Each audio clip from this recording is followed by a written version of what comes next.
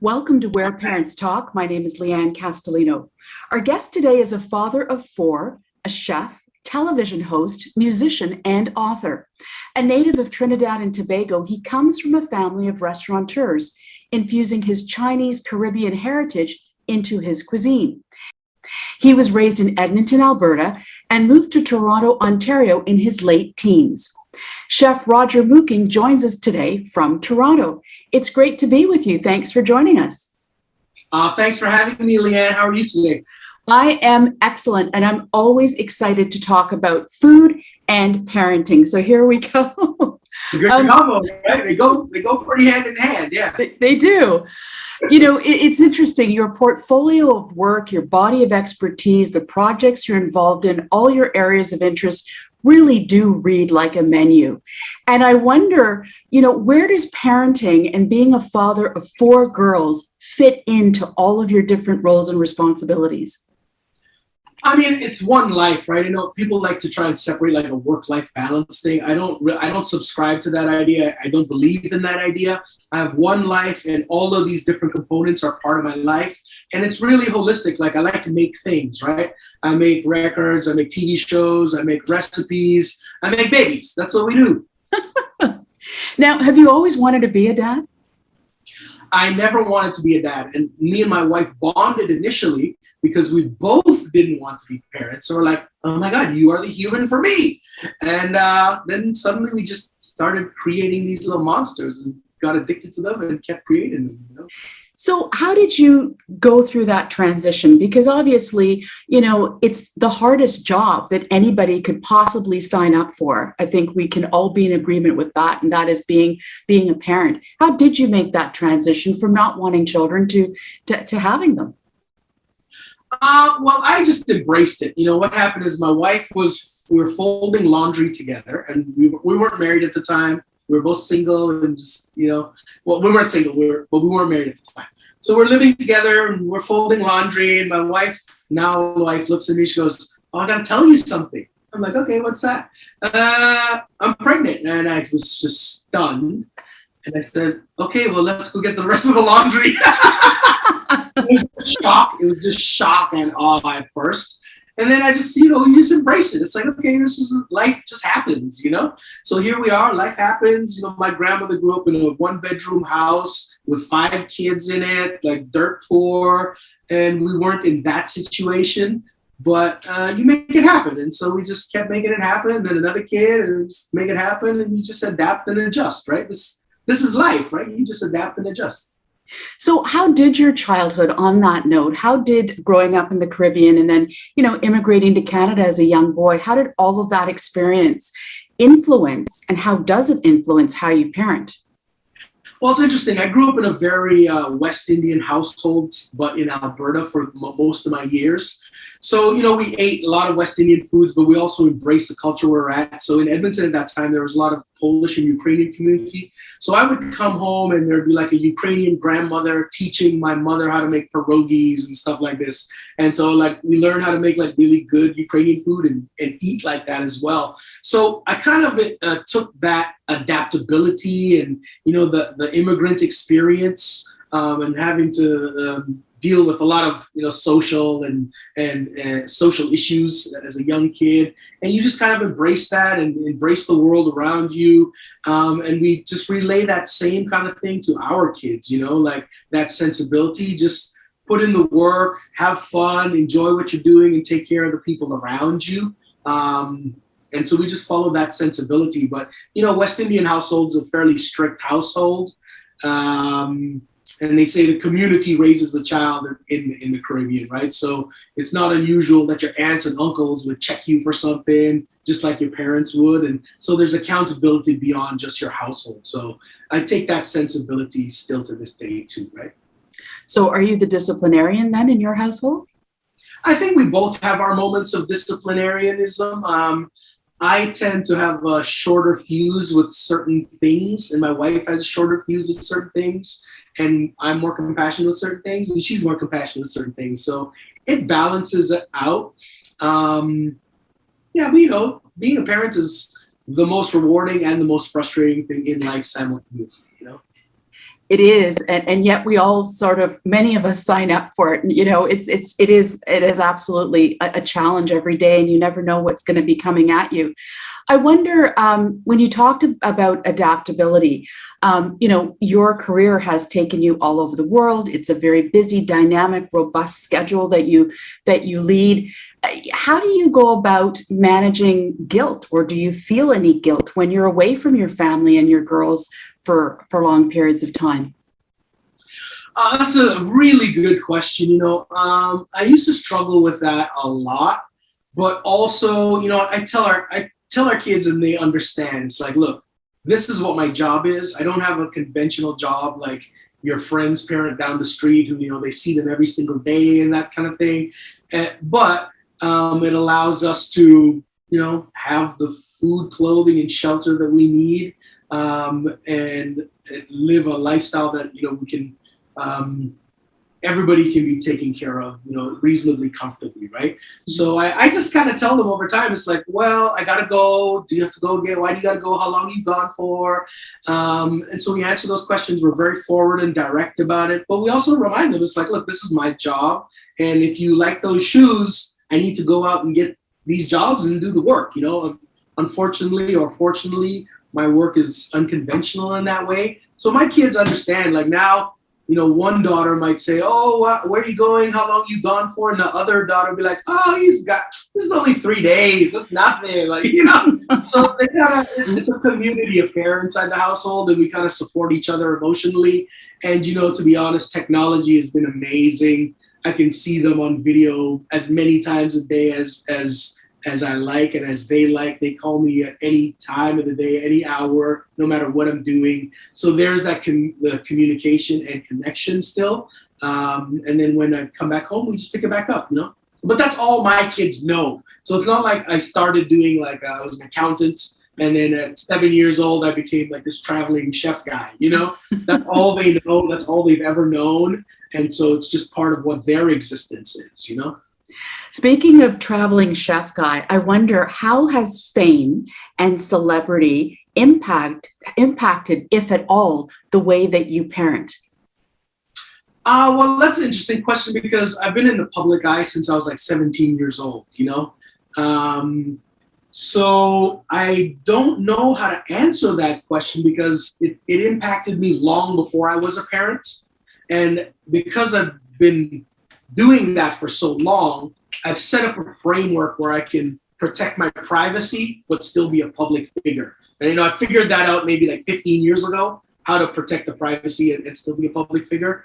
And I live, and my team works very much in that format of protecting and segmenting those aspects of it, while still creating an intimate connection with our audience who appreciates us, right? Mm-hmm. So that's an ongoing thing. I don't know how it impacts my parenting, because it's always been that situation for me. And then our kids entered our lives, and they entered that situation, you know? Mm-hmm. So it didn't impact me to change anything in terms of that. But we are very defensive about my kids. And if you try and find a picture of my kids or their names anywhere, which you may have tried, it's impossible to find it, because it's not published anywhere, and you won't see them anywhere until they have the choice themselves, if they want to do that when they become, you know, 16, 18, whatever they feel like, right? But we've protected that. That is a really interesting point, because that goes counter to the culture that we currently live in. And I can relate to you in the sense that I don't really post a lot of photos of my kids. I'm very superstitious, and I am absolutely not famous like yourself. But I understand the idea of protecting privacy, but you're going against the grain of the world that we live in. So I think that's really interesting. I'm not a very go with the grain kind of person, Lianne. I've been going against the grain since I was like about 6 years old. So why change it now? Let me ask you. You've been blessed with four little girls who are now ages 8 to 14 years old. I wonder, you're outnumbered in your household 5 to 1 in terms of girls to boy. What did you look at? How did you go about preparing to raise these girls, and especially in today's world? Well, first of all, I have an amazing wife who's just an incredible, empathetic human. So a lot of blessing goes to her. Secondly, I was raised by women. I was raised really primarily by my grandmother and my mother in my household. If you look at my team, it's primarily surrounded by women. Like the person who runs my life day to day is a woman. One of my assistants is a woman. Another person who assists me is a woman. My whole life is just surrounded by women, you know. And at one point, actually, I had a male manager, and I said, "Can I get a female manager, please?" Because I'm just comfortable with being around a lot of women, you know. Mm-hmm. So it was never a leap for me in any sort of way, and it was no shock actually that we have all living female children. So it's just par for the course for me, you know.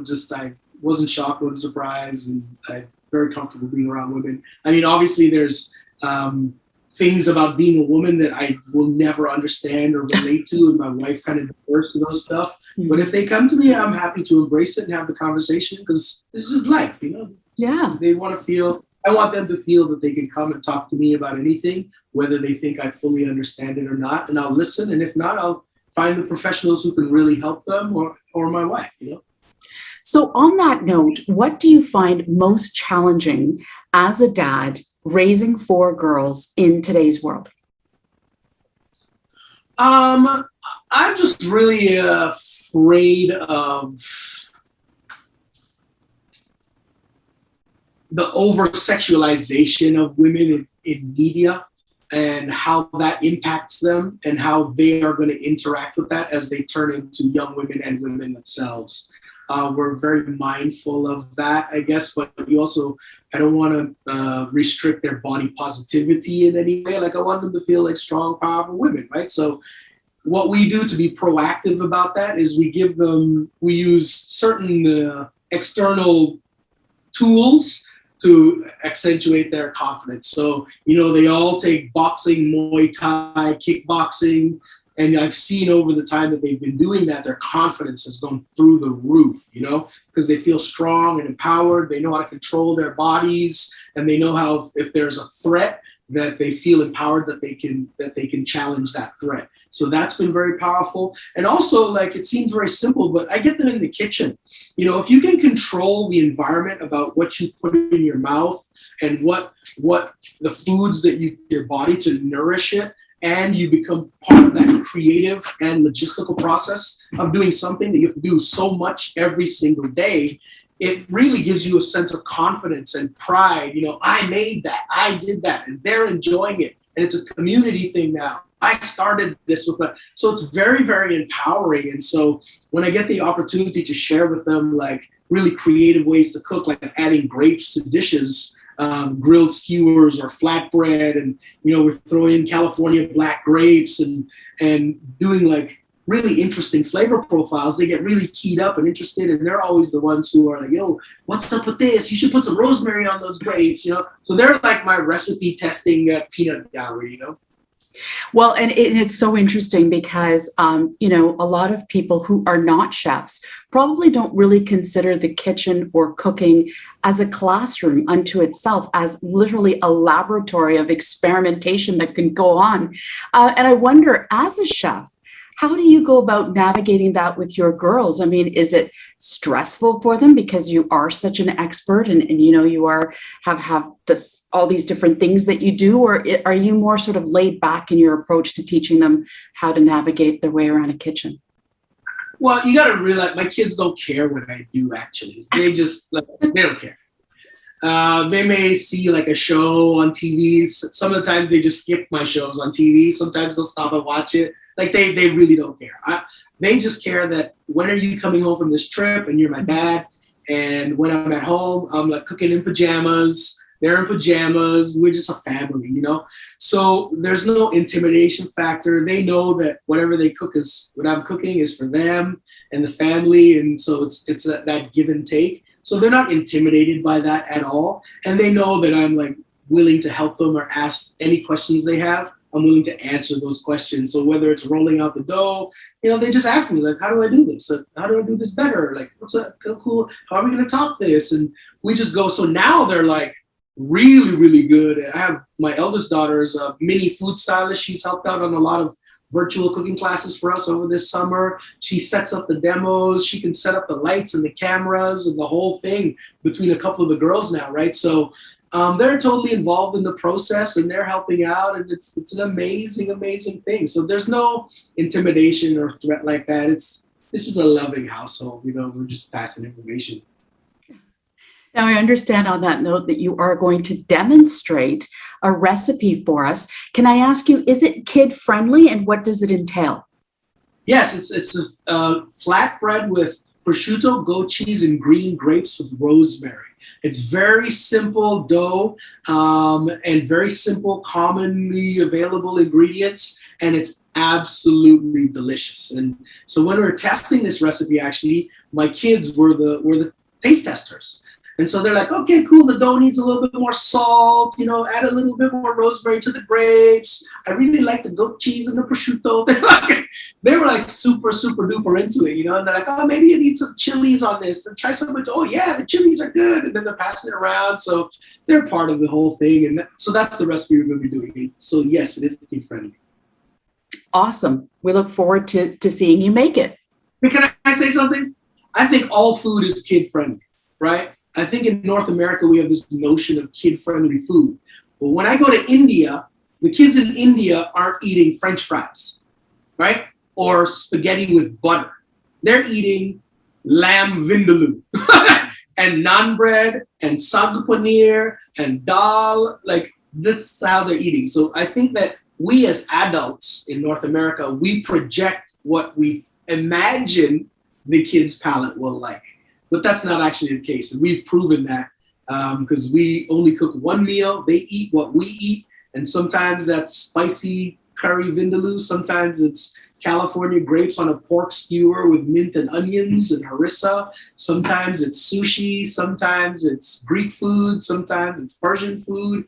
They were missing dim sum like crazy during the pandemic. So we went and did a car dim sum picnic in the car. So, I think that it's really how the family interacts with the kids' relationship with food. And I think it's the adults projecting more than the kids' desires.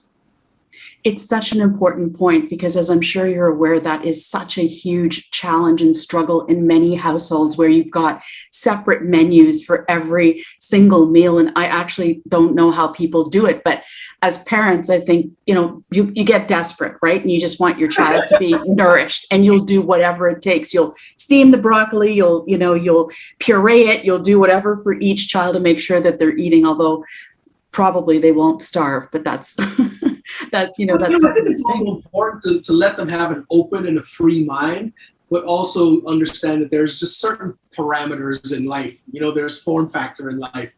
So our form factor is very wide, and the adaptability is very wide. But yes, it's a challenge, and I don't know how parents do that. I hear about parents doing that, and it sounds absolutely exhausting. Agreed. Chef Mooking, in closing, I just want to ask you, what are you most proud of as a parent? What am I most proud of? I'm really proud that my kids are very adaptable and receptive to learning.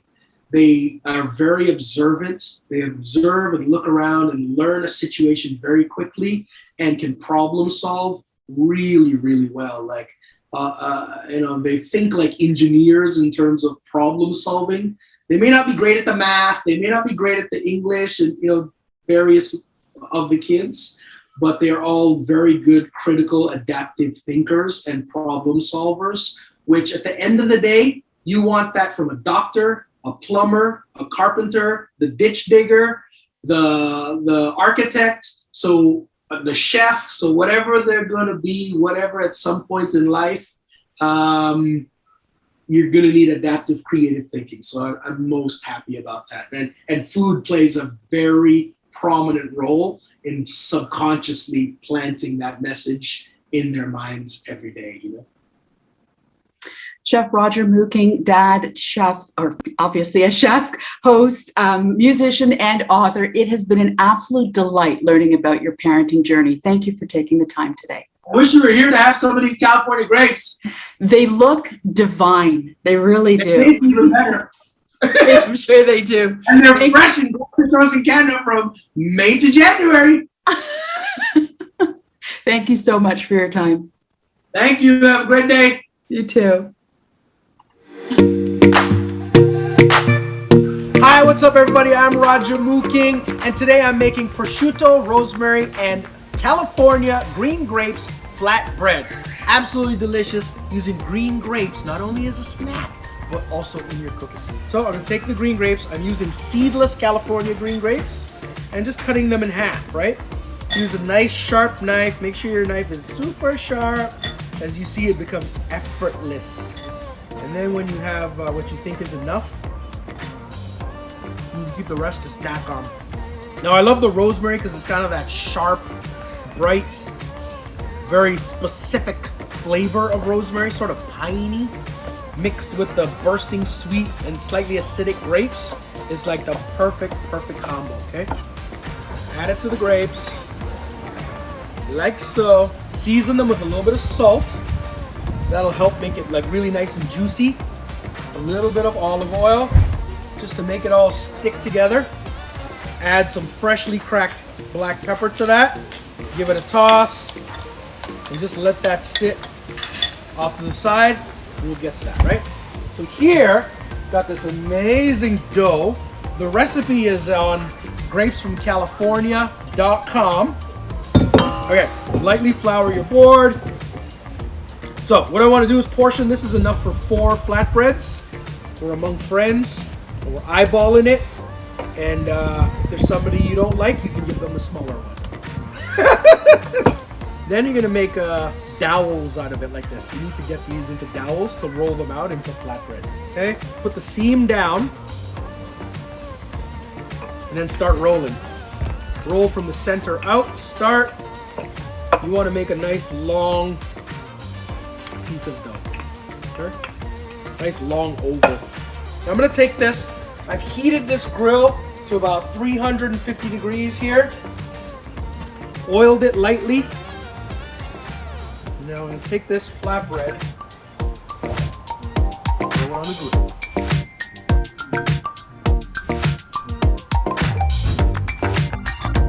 Alright, let's get this dough out.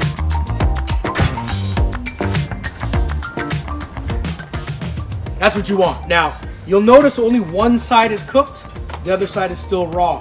This side is going to go down flat against the grill the next time I put it in. So first, we start dressing the flatbread. Goat cheese, I promised you goat cheese. I'm gonna take some goat cheese, smear it onto the flatbread, and this goat cheese is gonna melt and be super delicious in the mix here. Okay? And take our grapes that we've macerated with the rosemary and just kind of stud it along like this. Fill any little gaps.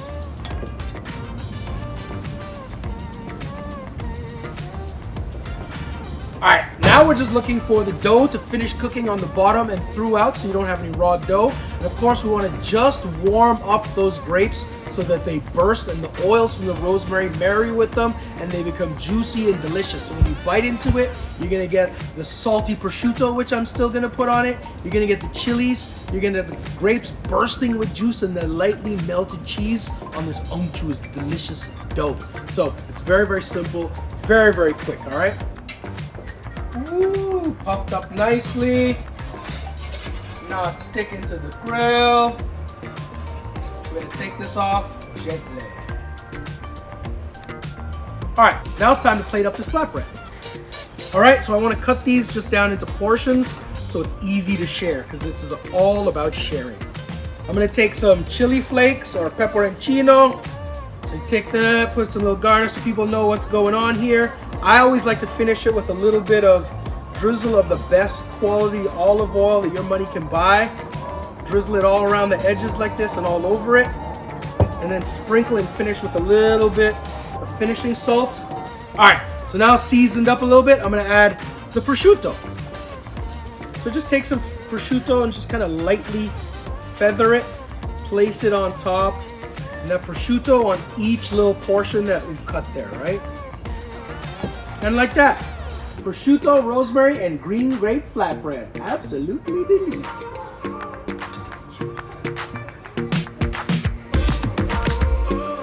Man,